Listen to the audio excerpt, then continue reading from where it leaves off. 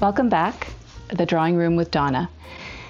Today we're going to tackle a great horned owl. This is a really interesting subject to draw. They have such a fierce expression, and I love the tufts that they have at the top of their head. So when it comes to the owl family, I'd have to say my favorite visually is the barn owl, but the great horned owl is a close second.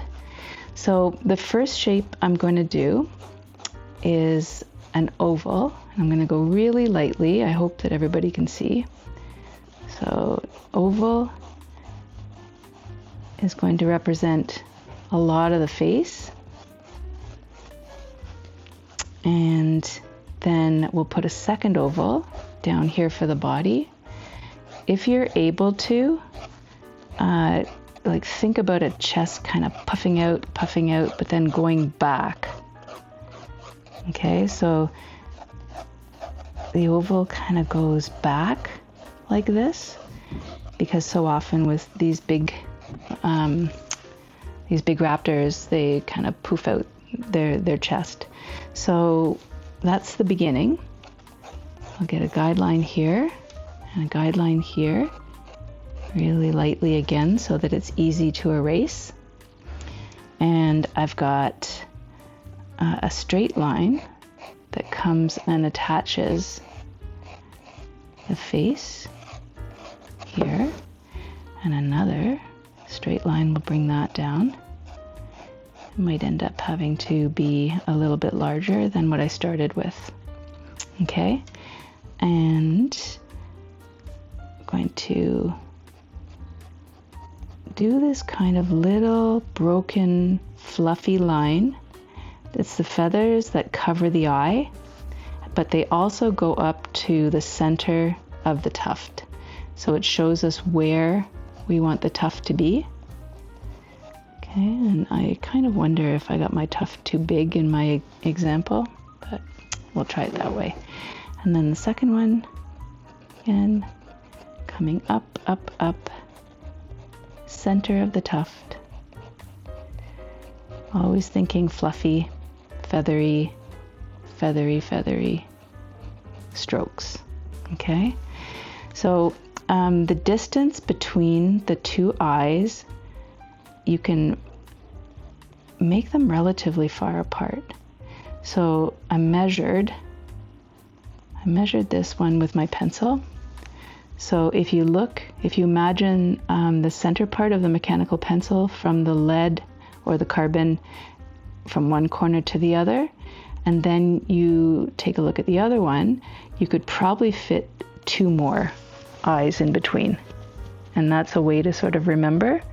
With a human, if you're drawing human eyes, you can fit one eye in between. So the distance between two eyes in a human, there's only one eye that fits in between, but a lot of animals have larger space, and birds as well, between their eyes. So I'm gonna have this one over here, and then leaving a good amount of space in between the second eye. Okay, so it just kind of falls on the bottom.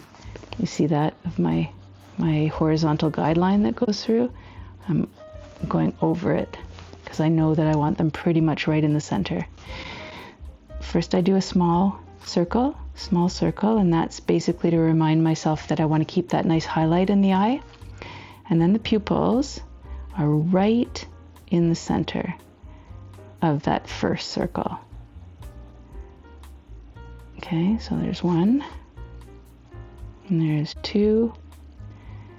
And when I'm happy with them, I'm going to shade them right in, because I really love seeing that contrast in the eyes of that super dark pupil, and then the iris all around. And there's a little bit of a line that comes out here, and a little bit of a line that comes out there. So I think I've actually got them a bit too far apart this time, but I would rather too far apart than too close together. So I don't want to see the full circle of the iris. One of the things that makes a great horned owl so fierce looking is that it looks slightly angry with the way that you get this feathery line that covers the top part of the circle. So I'm going to start with that and make sure that it comes even almost right down and touching the pupil. So I've brought it down to the pupil. I'm still going to hang on to that highlight over there though, because that's pretty important.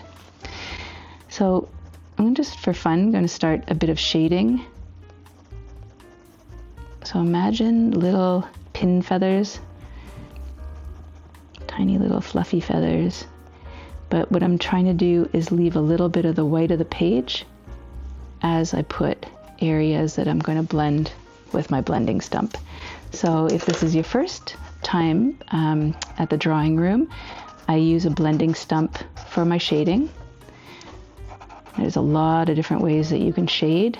Usually students begin with hatching, which is doing a series of straight lines all in one direction. And then if you want to go darker with your shading, you do cross hatching, which crosses over those first hatch lines. So this one, it's kind of like I hatched a number of little lines there, and then I came in with my blending stump to make it really smooth. And I can go back and darken it again. Or I can take my kneadable eraser. So handiest thing out there. Take my kneadable eraser and pick up some of the light. Bring back some of the light by picking up the pencil that's on there. Okay, so that comes down. We have a few fuzzy hairs come down to the beak. So a nice curved line going down to the bottom of the beak, which is as sharp as you can imagine. Very, very sharp. I used to have an owl in my classroom, a taxidermied owl, and I would take it around so my students would have a chance to look at it more up close.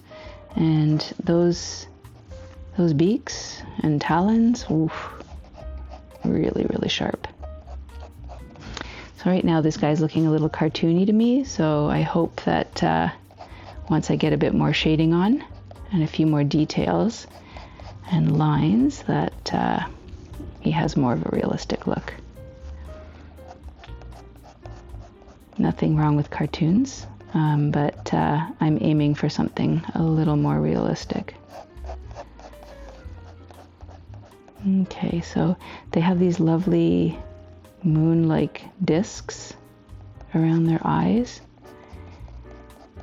So I'm gonna maybe I just need to increase the size of the disc here. Maybe that will help this guy look a little less cartoony. I'll bring some shading.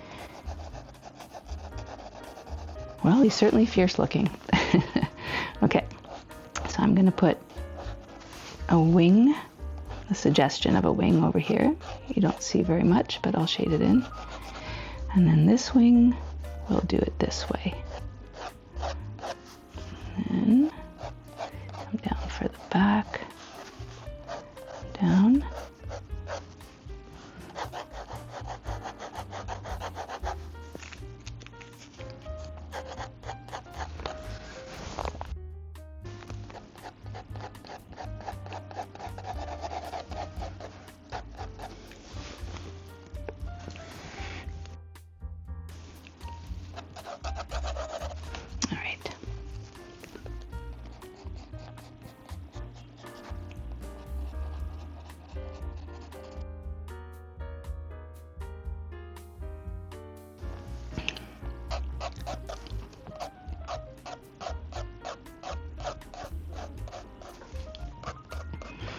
So the upper part of the leg, really furry. And this part, just a couple of straight lines that come out. Tuck the tail behind. I have that a little too small. So I'm going to have him perched on a branch. So I'm just going to suggest the branch to begin with. So further away from us, it will become more narrow. So as you come closer in this direction, make it more wide. Okay, so that is a way to make things look more three-dimensional.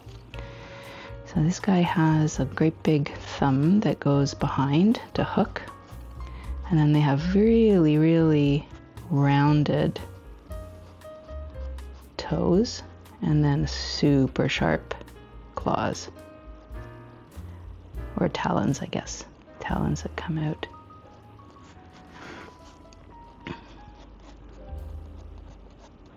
Just going to do two. And then the one to the back. Have it hooking behind. There we go.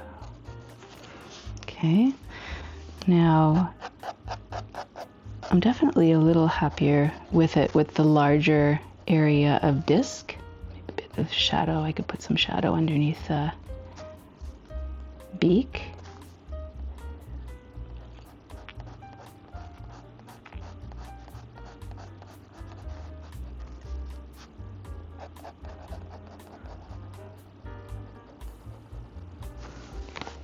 And down here, the pattern of feathers goes in long kind of U's. So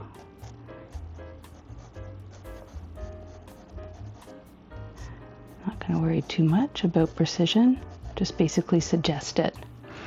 And with the tree, if you want to get texture, a bark-like texture, you do small lines that do a bit of curve and then back to straight, bit of curve, back to straight, leave some distance between them. And what we'll do as a last touch here is have it in shadow at the bottom part, the part that's furthest away from the light.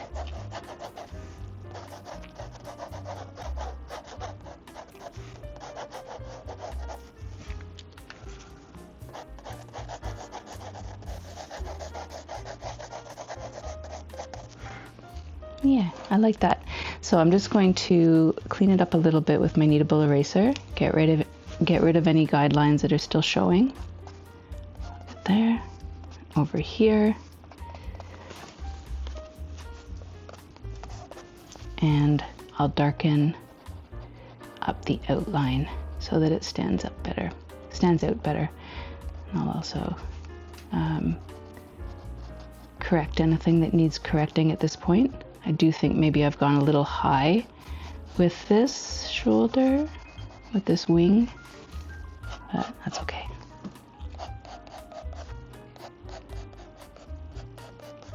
Suggest a few more feathers.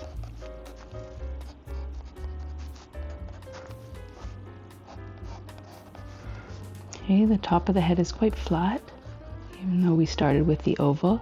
We flattened it out. This one could be a little bigger.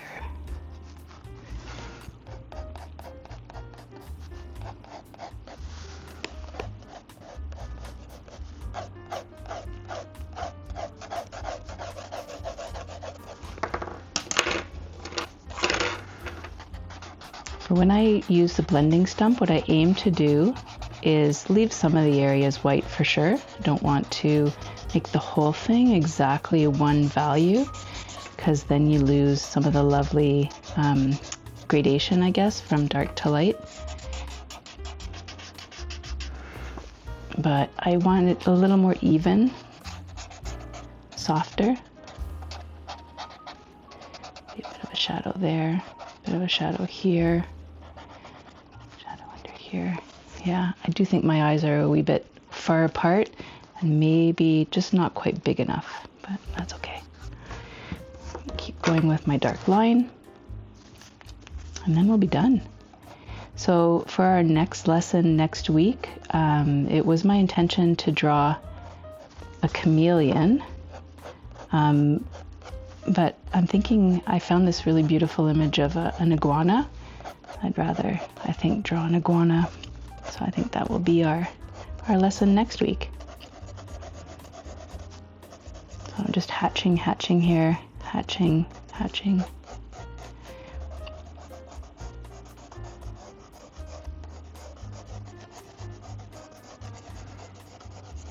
So while I draw, I always try to think of what it would feel like.